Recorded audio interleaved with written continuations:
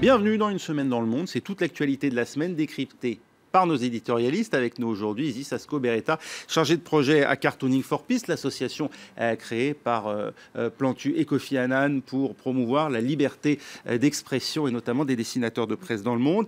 Votre actualité, c'est que vous êtes actuellement dans un appel à projet pour représenter la France. Alors on est finaliste de l'appel à projet de la France s'engage. Et donc, c'est un label qui distingue les projets utiles et innovants dans la société. Donc, c'était pour appeler à voter parce que la semaine prochaine, du lundi 12 décembre jusqu'au vendredi 16 décembre, sur Internet, les gens peuvent voter pour soutenir les projets et les valeurs qui portent l'association. Donc, toutes les informations sont sur notre site Internet et sur nos réseaux sociaux. Sur le site donc de Cartooning for Peace. Anne Niva, vous êtes reporter de guerre indépendante, vous êtes rendu à maintes reprises en Tchétchénie, en Afghanistan, en Irak, en Syrie. Cette fois, vous publiez en février prochain « Dans quelle France on vit ?» C'est un livre enquête à partir du témoignage de Français que vous avez rencontrés. C'est un sujet sur lequel personne ne m'attend, la France. La France n'est pas en guerre, jusqu'à preuve du contraire.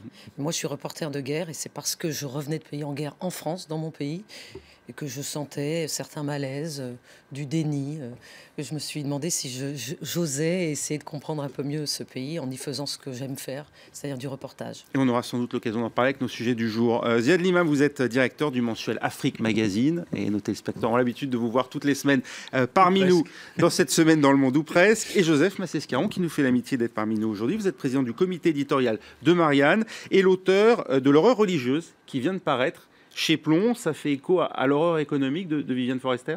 Oh, ce serait très ambitieux parce que ce livre, l'horreur économique, avait marqué vraiment un temps fort. Non, l'horreur religieuse, c'est tout simplement parce que c'est un coup de gueule ou de colère contre cette avancée permanente de la religion. Et par la religion, je ne parle pas bien sûr que de l'islam, même si je parle de l'islam, je parle de toutes les religions. Je parle de toutes les religions, je parle du bouddhisme avec ce qui se passe en Birmanie, je parle évidemment du communautarisme catholique qui est en train de s'installer et qui est là aujourd'hui, c'est au cœur de l'actualité. Les gens le découvrent, les Français même le découvrent un peu stupéfait, mais ça existe. Et puis même l'hindouisme aussi, qui est un danger, là aussi je parle sous votre contrôle, un vrai danger avec l'élection, comme on l'a vu, de Modi. Voilà, aime le Modi si je puis dire. En Inde. En tout cas, ce vendredi 9 décembre, c'est la journée de la laïcité en France, dans toutes les écoles du pays. Le but étant de commémorer la loi de séparation de l'Église et de l'État. 9 décembre 1905, c'était il y a 111 ans très exactement. Mais ça fait 2 ans seulement que cette journée de célébration existe à base de rencontres, de débats, de conférences dans les écoles. Justement, Joseph Massescaron, à quoi cela peut-il bien servir? C'est utile, selon vous?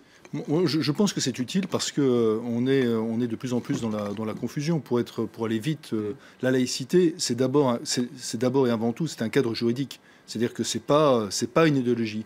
La laïcité, c'est pas une opinion, c'est la liberté d'avoir une opinion. Et je crois que c'est important de le rappeler. C'est important de le rappeler parce que, pour aller vite, aujourd'hui, la laïcité se trouve face à sur deux fronts pratiquement. Il y a un front que j'appellerais non pas celui de la catholicité, mais de la catho-laïcité, c'est-à-dire tous ceux qui veulent se servir de la laïcité en disant, voyez, il y a la montée de l'islamisme, donc se servent de la laïcité pour dire, heureusement que le catholicisme est là, pour aller très vite, pour faire part.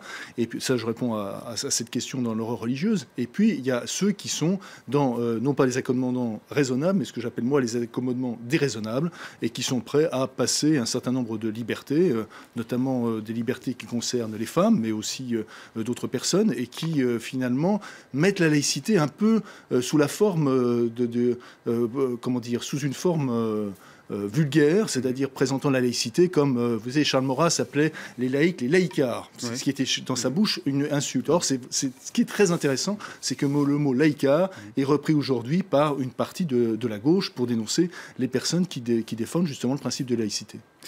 L'éducation nationale a édité un livret laïcité. On va peut-être le voir à l'image. Il y a beaucoup de questions, évidemment. Alors, vous voyez, il y a beaucoup de questions. Il y a question, en tout cas, dans ce livret de liberté, de conscience, de protection des élèves contre le prosélytisme et les pressions.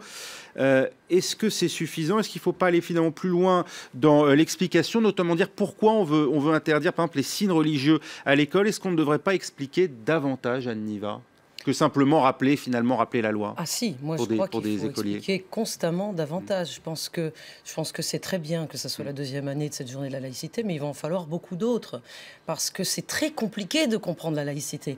Moi, dans mes reportages, qui sont principalement dans des pays en guerre, mais des pays musulmans, dans lesquels la religion est importante, on m'a énormément questionné sur la laïcité française. Personne ne la comprend. Et beaucoup plus proche de nous, je dirais les États-Unis. On l'a vu encore cet été dans la couverture par les médias français du Burkini, du scandale qui s'était passé en Corse. La couverture des médias anglo-saxons n'est pas du tout la même et leur compréhension n'est pas du tout la même que la nôtre. Donc il va falloir expliquer, réexpliquer sans cesse et sans cesse. C'est vraiment une spécificité française, cette loi sur la tolérance, qui, parfois, on a l'impression, se transforme un peu à cause de notre contexte un peu hystérique pour des raisons de terrorisme, etc., en une espèce d'intolérance. En tout cas, on pourrait le croire. Donc, il faut expliquer et ne jamais cesser d'expliquer. Ce qui se conçoit bien s'énonce clairement, Ziad Limam. Est-ce que là, il n'y a justement pas un problème? Est-ce qu'on comprend nous-mêmes, en fait, à quoi on fait référence quand on parle de laïcité? Expliquons. Parce que ce qui avait été décidé au début du XXe siècle et correspondait aussi à une période, à une lutte particulière, puisqu'il s'agissait de décléricaliser la République. On était dans cette situation-là. Oui. Aujourd'hui, le monde de 2016 n'a plus rien à voir avec le début du XXe siècle. Donc peut-être aussi que, tout en gardant, j'allais dire, le principal, qui est la liberté de tous et la liberté de conscience, on pourrait aussi admettre qu'il y ait un débat sur les frontières de la laïcité telle qu'elle est pratiquée en France. Au moins un débat. Après, quelque chose naîtra du débat. Mais ça sert absolument à rien de dire le carré, il est comme ça, si vous ne rentrez pas dans le carré, vous n'êtes pas français. Comme ça sert absolument à rien de dire il faut virer le carré en entier et refaire un rond. Donc je pense que comme dans toute démocratie, les choses ont changé. Il y a des minorités religieuses qui sont active, il faut s'en rendre compte. Ça pose des problèmes dans la vie quotidienne, c'est-à-dire l'école, les jours de congé, la cantine. Enfin, pour tous ceux qui ont des enfants à la cantine et dans des écoles publiques, c'est un problème récurrent qu'il faudra bien un jour ou l'autre trouver un arrangement. Ce qui m'étonne un peu dans le débat d'aujourd'hui, c'est que les uns et les autres sont pas dans l'arrangement. Or, la démocratie, c'est le vivre ensemble, c'est l'arrangement. Donc, peut-être qu'il faudrait parler de manière moins passionnée et en réglant des détails. J'ai vu un dessin qui traîne sur ma droite parce que je vois l'iPad et qui est exactement, enfin, qui est la caricature de la réalité. C'est exactement ça. C'est le problème de comment accommoder des sociétés multiples. Des gens qui n'ont pas forcément les mêmes croyances, les mêmes religions, qui n'ont pas forcément le même regard sur une république, qui l'aperçoivent peut-être différemment, sans les exclure et en les intégrant. Mais moi, je reviens sur la notion de cadre juridique. C'est une notion de cadre juridique, parce qu'ensuite, après, qu'est-ce qu'il y a au fond à travers la laïcité? La laïcité, c'est aussi, bien sûr, c'est aussi les Lumières, c'est aussi un certain nombre de choses. C'est également la commune, c'est également le programme du Conseil national de résistance. C'est la primauté donnée à la science et à la rationalité. C'est la primauté donnée, en effet, à la science et à la rationalité. Or, moi, je vois que de plus en plus, ces questions de science et de rationalité sont mises en cause. Vous savez, il y a eu une directive qui est passée presque inaperçue et après, elle a été à moitié retirée d'un Javalo Belkacem qui disait en ces termes, qui disait aux professeurs, attention, pour tout ce qui relève de science et vie de la Terre, ne mettez pas en cause la croyance. Alors, moi, je me mets à la place des professeurs, n'est-ce pas? Qu'est-ce qu'on transmet à ce moment-là? Qu'est-ce qu'on transmet? Moi, je suis plutôt de l'idée qu'on transmet à l'école ce qui relève d'un savoir et non pas d'une croyance. Enfin, je suis plutôt de cette école-là. Maintenant, je vois que partout, de toute façon, monte évidemment cette prégnance religieuse qui est de plus en plus forte, mais vraiment, pour le coup, vraiment de partout. Alors, bien sûr, la première question qui se pose, c'est la question de l'islamisme. Mais pour moi, je pense que la question de l'islamisme, c'est une différence de degré et non pas de nature par rapport aux autres. Et que derrière par exemple, un radicalisme musulman, on voit bien que d'autres religions mettent le pied dans la porte pour avancer. Moi, je suis terrifié de voir que maintenant commence la remise en cause de la mixité, par exemple, à l'école. Oui. Je suis terrifié de voir qu'on commence à parler maintenant de créationnisme à l'école. Vous comprenez? Moi, je pense qu'il y a 20 ans, c'est très simple, il y a 20 ans, 20 ans, enfin il y a plus de 20 ans, il ne faut pas que je me rajeunisse, enfin à mon époque, on ne demandait pas aux enfants finalement quelle était leur religion. C'est-à-dire on ne les assignait pas à résidence dès leur enfance. Parce que c'est ça aussi ce qu'il y a derrière, c'est l'assignation à résidence. Aniva. Je voudrais juste ajouter une petite anecdote à ce que vient de dire Joseph. Dans mon tour de France, là, donc j'ai été dans 6 villes et j'ai eu des discussions avec beaucoup de jeunes, entre 18 et 25 ans, notamment dans une ville, Laval, donc très catholique, un peu sur ce dont ils ont envie de parler, sur le malaise des jeunes. Et j'ai été très frappée de ce qu'ils m'ont dit, ces jeunes gens à Laval, des signes extérieurs de religion. C'est-à-dire que, comme ils sont habitués à n'entendre parler que de l'islam, je force un peu le trait, mais dans les médias, etc., en tout cas, c'est ce qu'ils m'ont dit. Et eux, en tant que jeunes catholiques, éduqués dans la religion catholique, etc., souffrent, en tout cas semblent souffrir, c'est ce qu'ils ont voulu exprimer en parlant, de ne pas posséder autant que les jeunes musulmans de leur âge, de ces signes religieux. Et c'est étonnant. C'est une revendication de signes. Absolument. Non, mais ce que Diane est très important, parce que, pardon, juste une seconde, c'est important parce qu'il y a une communautarisation du catholicisme. Absolument. Oui, mais voilà. Et oui. D'un autre côté, c'est extrêmement difficile de lutter contre ces communautarisations uniquement par le cadre juridique. C'est pas en imposant des textes et des lois qu'on va dire aux gens de ranger l'extra. Moi, je pense que c'est plutôt par la loi qu'on y arrivera. Moi, je pense la loi peut créer le cadre et à l'intérieur duquel on peut tous sans la loi, il y a je plus rien. prends des cas très précis parce que c'est vrai qu'il faut quand même prendre des cas très précis. Le cas des fêtes religieuses, c'est quand même un cas extrêmement intéressant. Comment vous réglez en 2016 à l'école publique française le cas des fêtes religieuses où la moitié du calendrier est un calendrier catholique qui crée des jours fériés, des jours de non-école, et quand un enfant musulman ou un enfant hindou ou bouddhiste ou chinois ou je ne sais quoi a sa propre fête, c'est tout un problème. Comment fait-on pour que les hommes politiques évitent ce genre de phrases type Sarkozy, ils ont qu'à manger des frites. C'est quand même scandaleux. On est aussi dans ce débat-là et on ne peut pas l'exclure, ce débat-là. Ce que j'aime bien, c'est que vous retenez que cette phrase de Sarkozy, alors que moi, je retiens aussi une autre phrase. J'en retiens plein, je vous ai cité celle-là parce que... Oui, mais il y en a une autre qui a été extrêmement révélatrice. C'est lorsqu'il disait que c'est que le prêtre était mieux à même que l'instituteur de donner la morale à l'école. Vous voyez, c'est là, à mon avis, où j'habite à côté d'une mairie qui est très à droite, j'y peux rien, et donc qui se prétend laïque, sauf que c'est affiché en grand sur la mairie qui fait 250 mètres de large, chrétien d'Orient, Noël, Père Noël, etc., etc. Donc tout ça est très complexe. Moi, je pense qu'on arrive... C'est pas complexe, on n'est pas dans la laïcité. Les crèches de Noël, non, mais c'est pas dans la laïcité. C'est une mairie. Oui, bien d'accord. Là, pour le coup, c'est très...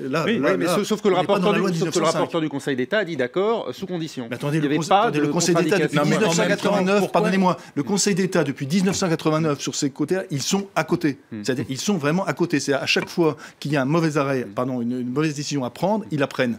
Pour le coup, c'est rentemplant. Ils indiquent exactement la boussole là où ils... Ce qui devient ridicule, c'est que vous allez dans des pays musulmans, et je ne parle pas du Moyen-Orient où c'est très complexe, mais prenons le Maghreb, les gens fêtent Noël. Ça devient un délire français, tout ça. Dans certaines familles en Tunisie, on fait les cadeaux. Là, il y a des arbres de Noël dans les hôtels. Aux Émirats Arabes Unis, il y a des arbres de Noël partout. Je veux dire, c'est là que je trouve que si on revenait à un petit peu de débat sur les valeurs qui nous rassemblent, plutôt que trop de lois... La division, l'hystérie... En tout cas, alors hasard du calendrier ou pas en l'occurrence, la Commission laïcité et fonction publique a rendu son rapport aujourd'hui avec un premier impact. Les fonctionnaires d'État et territoriaux, en gros tous les agents de la sphère publique, vont être formés au respect de la laïcité. Il y aura même un référent sur ces questions dans chaque administration parce que, d'après la ministre de la fonction publique, Annick Girardin, les fonctionnaires sur ces questions-là sont angoissés. Ils ont un sentiment d'abandon. Écoutez. Oui. À la piscine, la demande d'un couloir spécifique pour une femme. À l'hôpital, qu'un enfant garde la kippa alors qu'il va rentrer en salle chirurgicale, ou qu'un enfant dans une couveuse ait sa kippa. Un autre refusant effectivement une transfusion sanguine pour sa fille, ou encore un agent public qui vient travailler avec 2 énormes boucles d'oreilles en forme de croix. Voilà, c'est ça le quotidien des agents publics. Là, alors voilà, là on a une illustration très concrète des difficultés auxquelles sont confrontés les fonctionnaires. C'est si dur que ça de faire respecter la laïcité dans l'espace public. Les usagers contestent. Pardon, c'est de plus en plus difficile. Ce qui revient, alors je ne parle même pas évidemment bien sûr des enseignants, parce que là on a dépassé tout entendement, mais je parle simplement des personnes, vous avez, les gens qui nous entendent connaissent certainement une amie ou un ami qui est infirmier, infirmière, un médecin et tout. Ce qu'ils racontent est vraiment de bonne foi. Ils disent on ne peut plus, il faut nous aider. C'est-à-dire l'État, ils appellent, c'est un appel au secours permanent parce que cela monte et cela monte aussi au niveau de l'entreprise. Mais je pourrais vous citer 10 choses qui sont aberrantes. C'est surtout une revendication d'identité. Bien sûr. Derrière ces dissensions permanentes. Qui est forcément illégitime. Non, pour moi, elle n'est pas forcément illégitime. Elle est en tout cas humaine. Les directeurs d'hôpitaux ou d'écoles disent tous que 99% des cas se résolvent par la discussion. Il y a 1% des cas qui tournent mal. Mais 90% des cas peuvent se résoudre. Mais du coup, ça les oblige. Mais on est obligé de discuter. Qui sont des hauts fonctionnaires, que ce soit à l'école ou à l'hôpital, à avoir de plus en plus un discours. Bien sûr, entre la théorie et la pratique. Sur votre question, est-ce que l'identité est une mauvaise chose? La réponse est non. Mais le problème, c'est qu'on n'est pas dans l'identité aujourd'hui. On est dans l'identitarisme. C'est pas la même chose. Et la différence, entre les deux est le même qu'il peut y avoir entre ce qui relève de la communauté et le communautarisme. Ce sont des choses différentes. Bien sûr, mais ça, c'est un constat. Oui, nous sommes d'accord sur ce constat. D'accord, mais c'est pour ça que je dis qu'il ne faut pas l'accepter. Mais que faire? Est-ce que les lois que nous produisons sont capables de modifier cela? Ah oui, si on les respecte, oui. Isis, on en parle aussi en dessin de la laïcité. Oui, on voudrait le voir. C'est les dessins dont parlait Siad et qui résument bien justement les regards de la laïcité à l'école. Et si on gardait toutes les fêtes religieuses dans les calendriers, donc il y a ces dessins des badauds, dessinateurs belges. Donc on voit ces professeurs qui est dans la classe, une classe vide, et qui dit ce matin dissertation les avancées de la laïcité dans notre monde moderne. Et voilà, il y a tous ces élèves qui sont absents à cause des fêtes musulmanes, juifs, hindus, catholiques, et les seuls élèves qui est là et qui s'exclament ça m'apprendra à être athée. Et cet autre dessin des JO, voilà, c'est la charte de la laïcité à l'école qu'on voyait tout à l'heure sur l'écran. Et voilà, à quoi ça sert ces petits rectangles? Et il y a cette femme, un avocat, qui répond c'est pour que tout le monde puisse voir. Et cet autre dessin de Cécile Bertrand, dessinatrice belge. Voilà, une explication sur la laïcité comme cadre juridique et politique. Donc d'un côté, on a ces juges qui a son code sous les bras, et devant lui, ces 3 autres personnages des 3 religions monothéistes avec la Bible, le Coran, la Torah, et les 3 qui s'exclament « Mais qu'est-ce qu'il a à nous faire? La leçon, c'est déguisé !» Et un dernier, puisqu'on parlait des crèches de Noël tout à l'heure, donc voilà, on a un Père Noël avec ses petits rennes, la conférence des laïcité, et on a un petit renne qui s'exclame « Ah, la laïcité, c'est aussi croire au Père Noël !» Et l'autre qui lui répond, bien sûr. Est-ce que je peux dire juste un mot là-dessus? Oui, un mot. Un mot, parce que j'ai un ami cher qui est mort le 7 janvier 2015, qui s'appelait Tinius. Et quand je vois tous ces dessins et je vois le talent qu'il y a, je sais que tous les dessinateurs, sur cette question-là, ils sont vraiment... c'est pas simplement un jeu pour eux, parce que c'est aussi une prise de risque absolument énorme. Pardon. Merci de le rappeler. On se retrouve dans un instant. Restez avec nous. Tout de suite, la suite du débat, juste après une courte pause.